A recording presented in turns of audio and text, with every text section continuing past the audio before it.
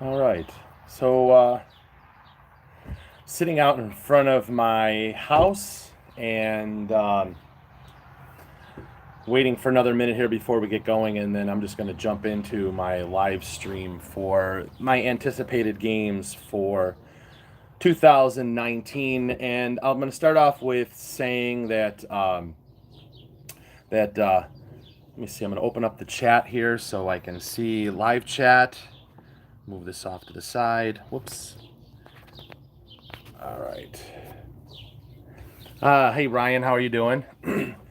Anyways, let's go ahead and get started. Thank you very much for being out in front of my house. So you may hear some cars driving by. It's better than listening to dogs barking because everybody is getting home from work right now. So, jumping in, um, all right, sorry about that. I had a little technical difficulty. Anyways, here we are, 2019 Gen Con anticipated games releases. And, last year, the list of games that were coming out was a bit on the lackluster side. And so we're doing it on, this live stream is on, let's see, somebody wanted to know it's on YouTube or Facebook. Let me just enter that. Let me just do that. Let me just here we go. All right. Okay. Anyways, enough of the technical difficulties. Let's get rolling for officially here. So 2019 Gen Con releases, lots of good stuff to see. The past couple years, the releases have been a bit on the lackluster side. This year, actually, there is probably 10% of the games that I am interested in. Hey, Tim Norris, thanks for checking in. So what I'm going to do is I'm going to go over some of the games that I'm interested in demoing, and then some of the games that I'm planning on, wanting to pick up for myself, and then there's other ones that I'm going to be interested as well. So, oh, it's dad versus daughter. Hey, Tim Breslin, that's my other partner in crime. The three of us do a collaboration project, and we're in the process of trying to figure out some logistics for live streaming with multiple parties. So that's going to be coming up. Anyways, so what I'm going to do is I'm going to talk about the Gen Con releases this year that I am most interested in. I'm going to start off with the ones that I am wanting to demo. So I have my list right here. So I'm going to go ahead and read off the names and then a little bit of a description and stuff. So the first one that I am interested in demoing is actually Carnival of Monsters. This is from Amigo Spiel, and they're going to be at booth 2004. And Carnival of Monsters is a card drafting game in which players try to collect sets of land cards so they can capture and display strange and exotic monsters, hire talented staff to help run their enterprise, and pursue their own secret goals. Points are awarded for displaying monsters, completing goals, and earning gold crowns over 4 seasons of play. And you know what? There's been a number of Amigo Spiel games that I've been interested in, and this one, the artwork looks pretty cool, and it just seems like the fact that the mechanics of card drafting and set collection are things that appeal to me. So I want to take the time to head over and demo that. The next one that I'm interested in demoing is Domination's Road to Civilization, and that is from Holy Grail Games, and they are going to be at the Luma Imports booth 3065. So again, that's Domination's Road to Civilization, and it's a 2 to 4 player game by Oliver Mellison and Eric Dubas, and it's like a polyomino type civilization building game, and you take on the role of a primitive tribe, and you're going to try to grow into a nation whose influence is going to echo throughout the ages. And all of the little all the dominoes they're triangular shaped, and you're going to expand your population and obtain knowledge, and you're going to try to shape your society over time. Hey, Daniel, how are you? And So you're going to try to build cities and expand and everything like that. So it just seems like just a neat civilization building game that revolves around these triangular shaped pieces. And so the mechanics for that are going to be area control and set collection and tile placement. And I enjoy tile placement games, but I really like area control. And I'm interested to see how this one is. And so I had seen a little bit of coverage for this one at the UK Games Expo. So I thought for me, hey, like, if I get a chance to check it out, that's what I want to do. Uh, the next one, this one is kind of interesting. It is called Foothills, and it's going to be published by Lookout Games, and this will be at booth 1819. So in the big, huge, giant Asmodee area, Lookout Games is under that umbrella, so they're going to be over there.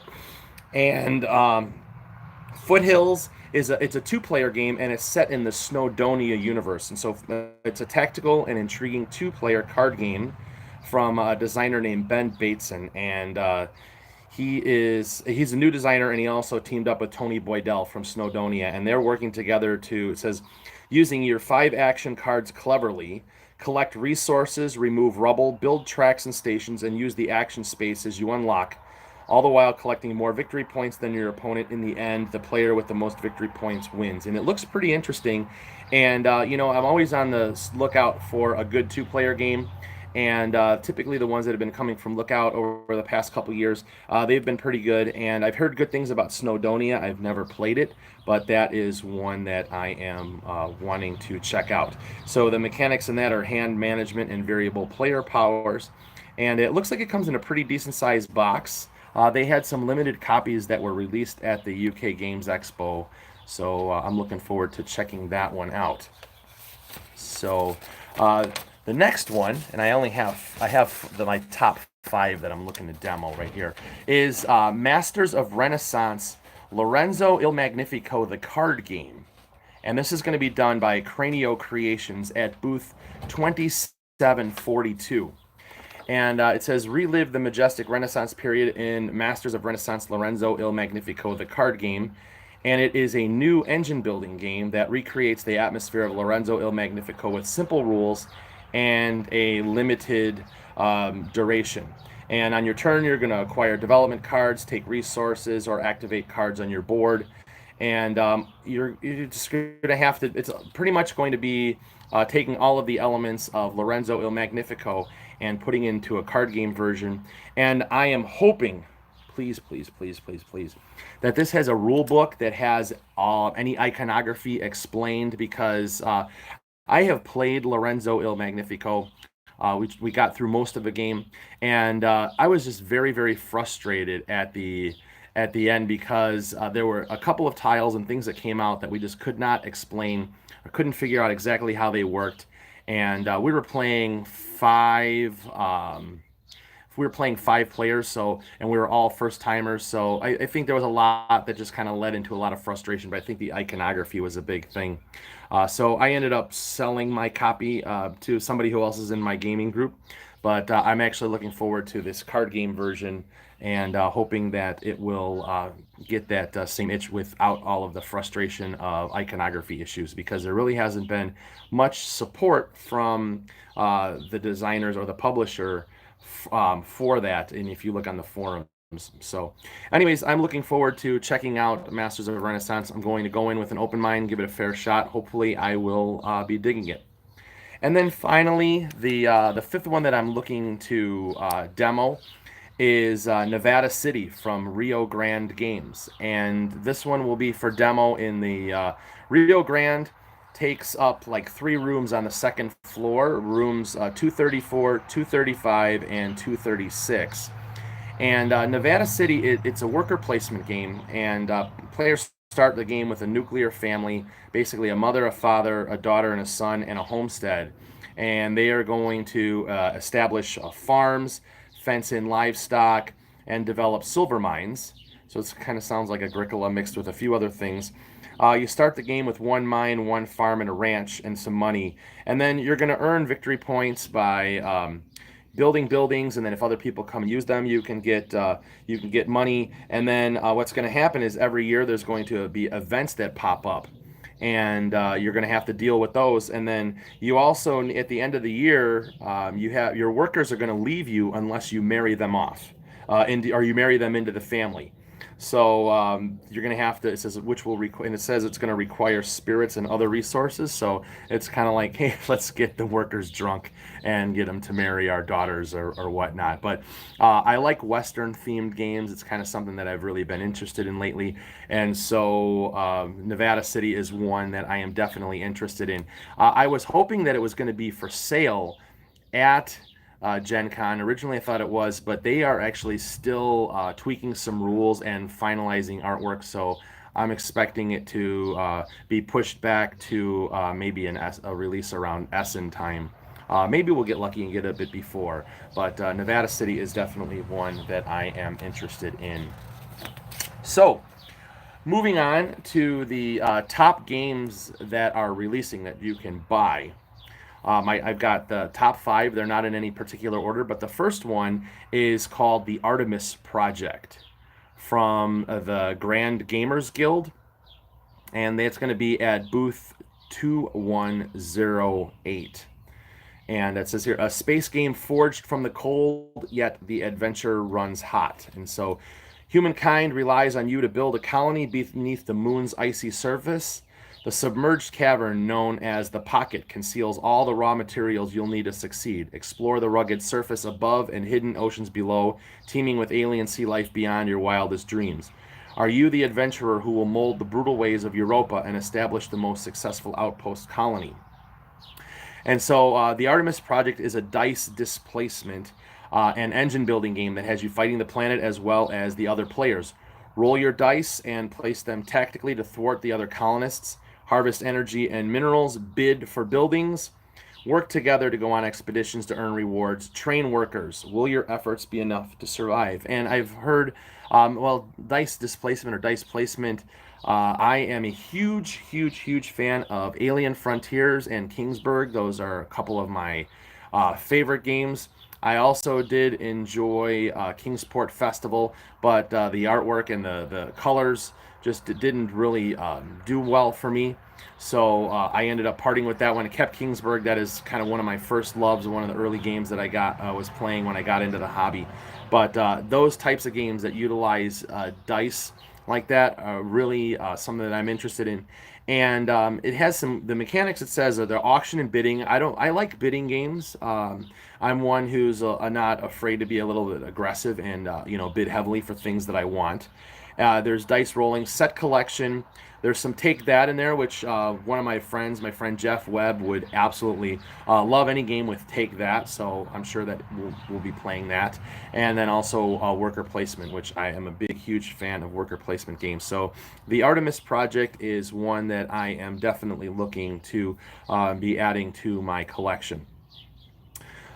The next one is Hodari from Z-Man Games, and that's going to be at booth 1629. That's the in the yellow, not the yellow, the Asmodee umbrella. And so you'll be able to find it over there. And it says, over 3 epochs, guide the growth of your civilization as new ideas emerge. Take great strides forward in the many fields of human achievement to build an empire more glorious than any other. Skilled artisans, philosophers, warriors, and architects from different cultures will bring their genius to aid you in your endeavors. But it rests with you to choose the best allies to build your strength and prestige. And so this has this interesting card selection system where there's like a little disc that rotates, like a rotating dial is going to rotate around, and it's going to tell you which deck they're going to use or what you're going to draw from, and then you're going to draw cards, choose ones to keep, sell, or discard. And so it has looks like 7 Wonders ish.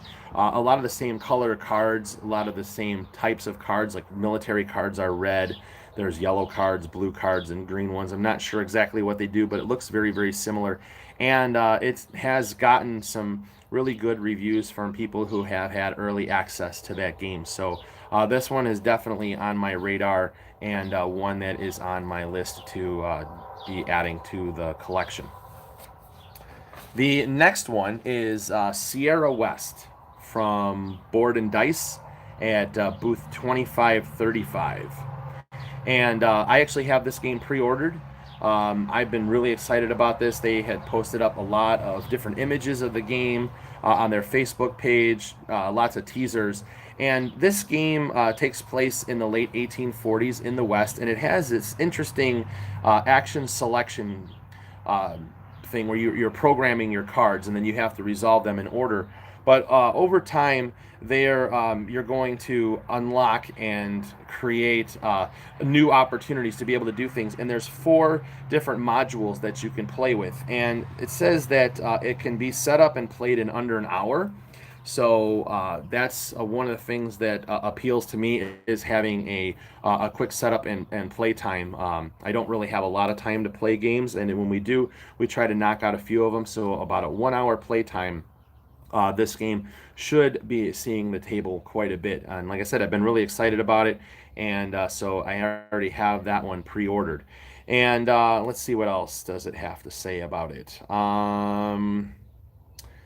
That's about it. You're going to be able to collect resources, build buildings, all that good stuff. But so it has more hand management, set collection, all those good things. So Sierra West from Board and Dice. That one is definitely coming into the collection because I already have it paid for. The next one that I am interested in is called Tribes: Dawn of Humanity from Cosmos, and that will be at booth 1649. Now, this game is from the designer who did Nations and Nations the dice game. So Nations was a big, huge civilization building game. Took a really long time to play. And then he had done a game it was called Tribes Early Civilization, and this is a completely reworked edition to that game. So that came out in 2017, and he did a bunch of changes to the game to make it probably a lot smoother. There was I guess the game just didn't flow right, I guess. So he went back and reworked it. But what happens is it says that you can experience 30,000 years of civilization in 45 minutes. So again, another quick playing game that is appealing to me. And players must lead their tribes in short, fast turns through the early history of humanity, discovering agriculture and taking their tribe through to the Bronze Age. And so you're going to select actions from this, like a shifting action display, and you're going to try to gain victory points, and over time you're going to be able to improve the actions that you can take. So I think that this just, it looks really cool. The artwork looks neat. The designer was really excited about this. I saw a video where he was talking about it. I think it's one of the early game conventions that was over in Europe earlier part of the year. So definitely looking forward to checking out Tribes: Dawn of Humanity. And the 5th one that I really want to talk about is Ishtar Gardens of Babylon from Yellow Games at booth 129. So they're going to be all the way over on one side of the convention hall. And this is from designer Bruno Cathala, and he is one of my favorite designers. And it's a tile laying game in which you play the role of a gardener, aiming to transform the dry desert into the lost hanging gardens of Babylon. To accomplish your mission, you'll have to plant flowers, which, if you place them well, can help you gather precious gems and activate actions. Whether to buy trees, which will block the link between 2 flower spots, as well as earning you points, or to purchase upgrades. Basically, things that will allow you to collect gems also. And get them before your opponents, recruit apprentices, send them to earn points on the copses of flowers you've created, block others, and think carefully of the upgrades to purchase if you want to become the best gardener at the end of the game. This game looks really, really cool, and it has a little bit of a flavor like Through the Desert, which is a Reiner Knizia game that I really, really enjoy. I like those games that are set like Egyptian theme, desert theme, Middle East, all those. I like that kind of stuff. So the theme is definitely appealing to me. The artwork looks great, and it's really seems like a really cool tile laying game. And most of Bruno Cathala's games are ones that I have enjoyed, so I have high hopes for this one as well. So those are like my top 5 games that I'm really looking forward to that are going to be releasing at Gen Con. And I have 5 other games that I'm also interested in. And so some of these you may or not, depending upon if you really were looking through the list or not, these are ones you're going to want to check out. So the first one is called Sojourn, and that's from Wyvern Gaming, and they're going to be at booth 3028. So I think that's over like in the Entrepreneur Alley. And it's a single player game about time travel. And throughout the course of the game, the player travels from destination to destination, opening up destination portals to different places in time while trying to retrieve time sphere fragments in order to build a machine that will allow them to go home. The player does have more than random chance on their side, however, as they can choose to play time stream cards that allow them to manipulate the flow of time. So the reason that this appeals to me is the fact that it's just a solitaire game by itself. So something that I can play if I'm looking to just do like a single player game, don't have to worry about anything else. Definitely wanted to check that out. They're starting to come out with some, more just solo games. And so this one, in the theme of time travel, is kind of intriguing as well. And Wyvern Gaming had done a game that I had reviewed a couple years ago called Onami, and it's a tile laying game that was pretty cool. So definitely want to check out Sojourn. The next one is City of the Big Shoulders from Parallel Games, and that is at booth 1641. And that game will be coming to the channel this fall. I contacted the publisher, and they will be sending me a review copy. And it is an economic game, and it's in the City of the Big Shoulders is Chicago, and that's where I am from. I've lived in this area my whole entire life. And so they take on roles of entrepreneurs and investors seeking to rebuild Chicago into a city fit for the world stage. So it says, in this unique merger of 18xx style stock manipulation mechanics with Euro style gameplay, players start companies, trade in shares, hire employees, equip their factories, produce goods, and sell them to be delivered to homes across the Midwest. So I do like economic games, and this one says that it is will give a heavy game experience, but it's not going to take so long like the 18xx game. It says that it should be able to play in about 2.5 hours. So if I'm setting aside a game that's going to take some meat and I do want to play something longer, 2.5 hours is certainly doable. I don't want to be spending 5 hours playing games like you do in the 18xx games. Some of them even take longer. So City of the Big Shoulders is one that I am definitely looking to take a look at. The next one is Tricky Druids from Pegasus Spiele, and this is at booth 2013. And so it's about making potions. The players in Tricky Druids spend all day collecting ingredients for their potions, but because they're so super nice, they give each other gifts all the time. Now, I looked at an overview of this, and it looks really cool. You have certain cards. Let the cat on the camera. I've got two. All right, here's one. Here's the cat right here. See, he's not really too intrigued about being on there right now. But anyways, so you're trying to collect these ingredients to create potions, and it's not necessarily like Quaxaquedlinburg or Potion Explosion. And the interesting thing with this is that you're going to roll some dice, and then those are going to be the ingredients that they're going to come to you. But what's going to happen is you have to give them to other players or offer them to other players, and they either can accept them and take them, or they can refuse them. And if they refuse them, then they go to you. So and that's the only way that you're going to be able to get the ingredients is by getting them from other players. So if you offer them to somebody else and they say no thank you, they say you can have them, then you get to keep them. So it's kind of an interesting way where you're going to have to bluff and try to read other people, and you're going to have to offer tiles, maybe make them think that you don't really want them when you really do, or sometimes you may think that they're not going to need them. So I think it's really kind of a neat game. It seems kind of cool. So and you just have to be careful too, because if you get too many ingredients, if your pot overflows, you have to basically take all of your ingredients and put them back, so you lose them all. So there's kind of a balance of pushing your luck of how much stuff you're going to take on. So and again, that's Tricky Druids from Pegasus Spiele. The next one is the Queens of Hansa, and that's from Hobby Japan, booth 3030. So they're over in the Entrepreneur Alley. Actually, it looks like they're in the booth either across the way or right next to Wyvern Gaming, who's doing Sojourn. So if you're looking for Sojourn, you want to check out the other one, you're in the same spot. So that's kind of cool. And this one is set in the late Middle Ages. And it says, in the late Middle Ages, Northern Europe is dominated economically by an alliance of cities known as the Hanseatic League. Its central city, Lubeck, enjoys such prosperity that it has come to be called the Queen of the Hansa. And so in the game, you are a Lubeck merchant who seeks to acquire more wealth than any other through trade with other cities in the league. It has card drafting and hand management and set collection. Now, there was an overview video, and the woman who was there was from Japan, and her English was not very good, and so she was having a very hard time explaining the game. And so I can kind of get an idea of drafting some cards and moving them around in order to collect things.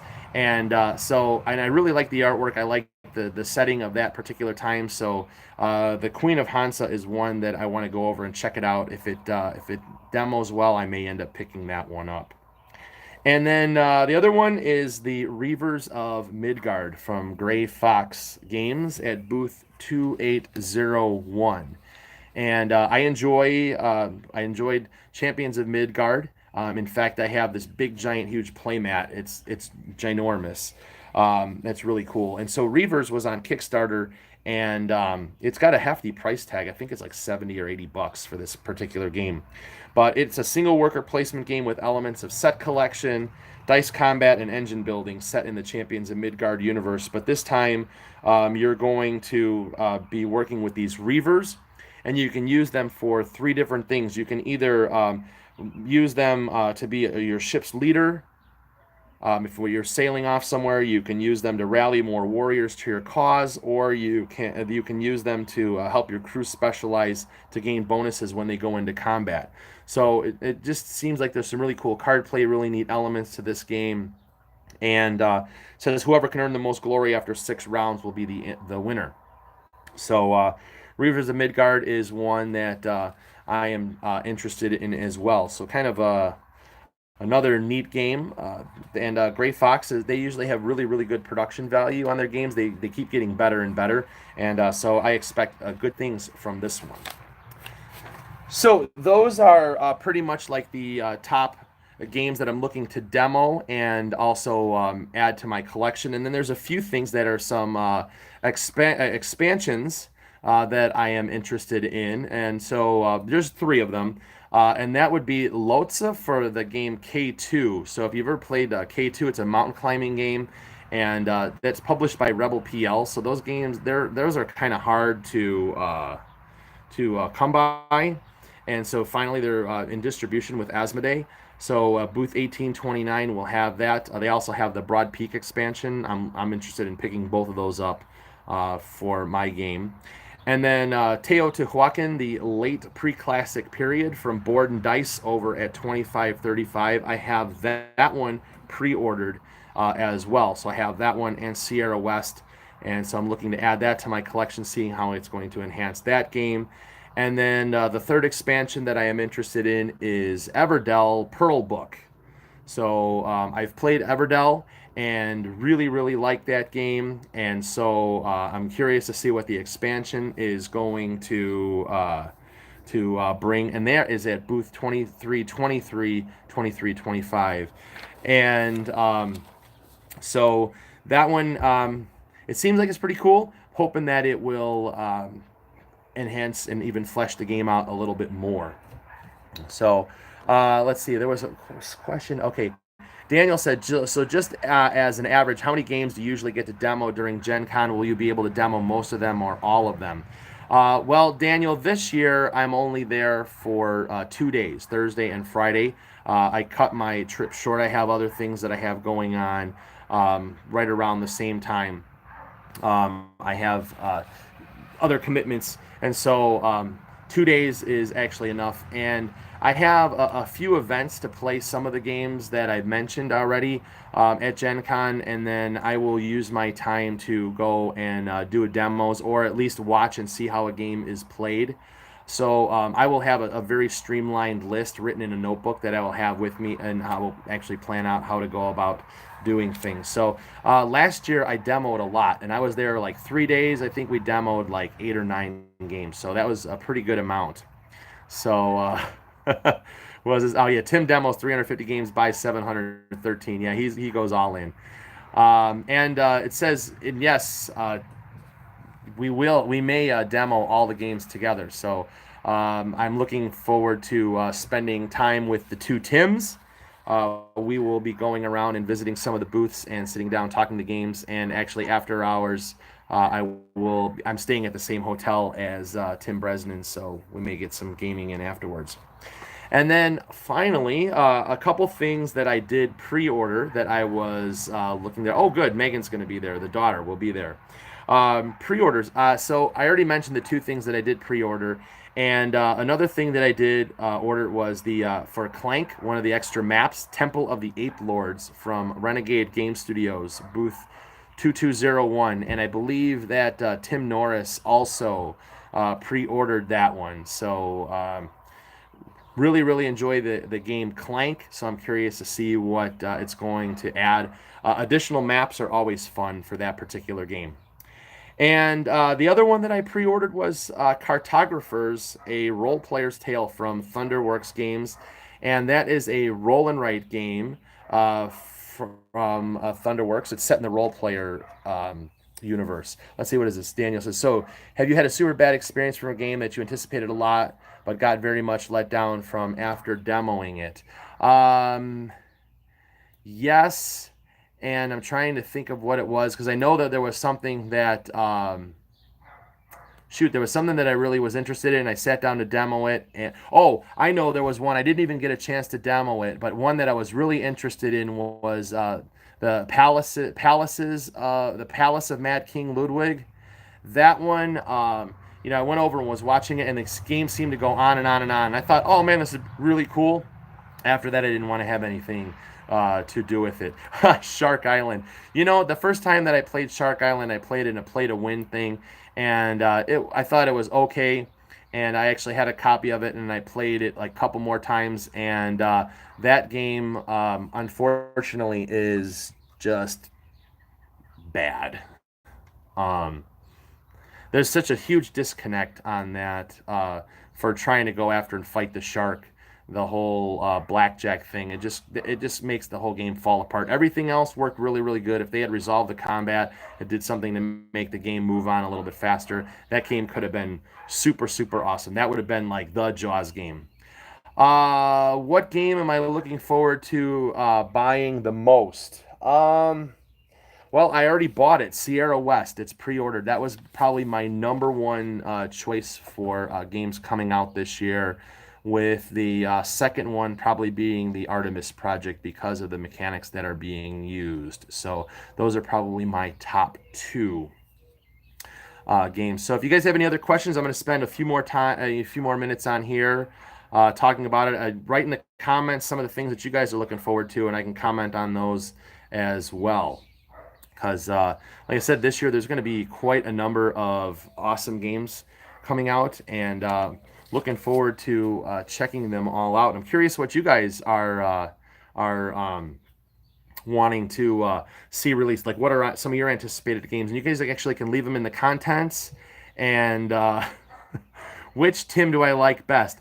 I'm gonna say Timothy Gay because he's actually part of my network that's on my channel. So that's the Tim that's the Tim I like the best. Plus, I like the Georgia accent from him too. So, anyways, boo. Yeah. No, I like all Tims. I'm an equal opportunity Tim liker. Is that even a word? So, so this year, if you're going to be at Gen Con and you see me walking around, just make sure you go ahead and say hi to me. When you're at the con and you're driving back and forth home to con, or do you stay over in a hotel? All right, so I stay overnight. This is my sixth Gen Con, Daniel, and I've gone to a couple other conventions, and most of the time we stay there. I've been fortunate enough that I've had 3 years, I have stayed in adjoining hotels that are right next to the convention center. I can walk back and forth, and the other 3, I have had to drive back and forth. And this time, I have to drive back and forth. I'm about 15 minutes away. So, what is it? I was wondering because if you are all there all the time, it's gaming galore. Well, yeah, you know something. Last year, I think one of the times we actually sat down and played. I think we were sitting in a gaming hall and we played till 3, 4 in the morning or something like that. Went back, slept for a little bit, Daniel. So it's like crazy. Like Gen Con, all other life goes on hold. Uh, it seems like, and it's only games, all the games, all the time for like 4 days, and then you go home, and then you've worn yourself all out, and then for people who don't take care of themselves, then they get con crud. But if you watch my videos and you watch the Gen Con survival guide, you can do things that will prevent you from getting sick. So yeah, little sleep all games. Give me a few days to pull it together. Oh, Bresnan, you got to get on the ball, man. You need to, it's like we're 2 weeks out, and I figure at this point, any of the publishers, anything that's not up on the preview list, if you're not all in, it's just going to be a surprise. So I guess like if there's anything that pops up, we'll find out like after Gen Con if I do like a Gen Con haul like stream or something like that. So. Anyways, so I've been on here, so we're at 36 minutes. So I've still got 8 of you guys watching. I appreciate you taking the time to tune in and watch the videos. If you guys like it, give the video a thumb up, and feel free to hit the subscribe button so that I can get some more channel exposure. I've actually have time to create more content. I'm going to be working on doing more playthroughs, having some different types of content, trying to give the channel a boost. So anyways, thank you guys all for watching. Just to give you an update for what's going to be coming up this week. Last night, I filmed a live play of Luxor with the Mummy's Curse expansion. I used all of the modules, so I actually have that one rendering on my computer right now. It's kind of a long one. It's going to be about, I think it's like 2 hours.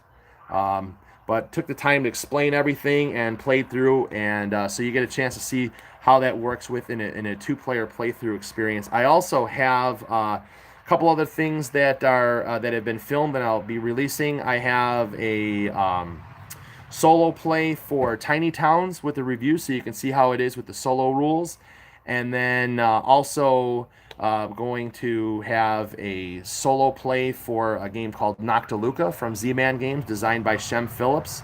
So I get to go up against the Tempest. You'll have to see if I am able to survive or not. And then so I have a review for that one. And then there's another game that is on the Game Crafter. It's called Deco, and it's kind of an interesting tile laying game, or tile laying pattern making game. You're trying to complete patterns to score some points. Really kind of a neat game.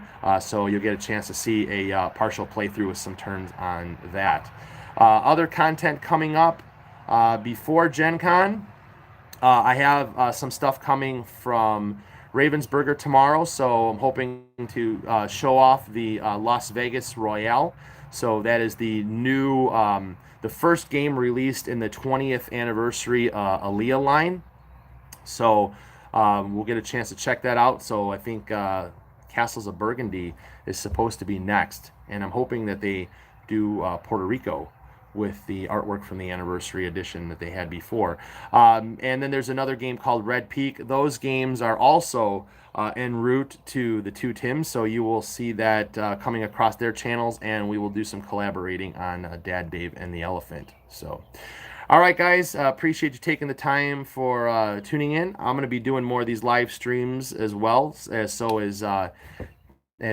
Tim Norris over at Gray Elephant Gaming, and I'm hoping that Tim Bresnan does the same. And like I said, we're going to be working on things where we can all do some stuff together, and it's just a great way for us to be able to get content out right away. So thank you guys for watching, and I will see you guys soon. Bye-bye.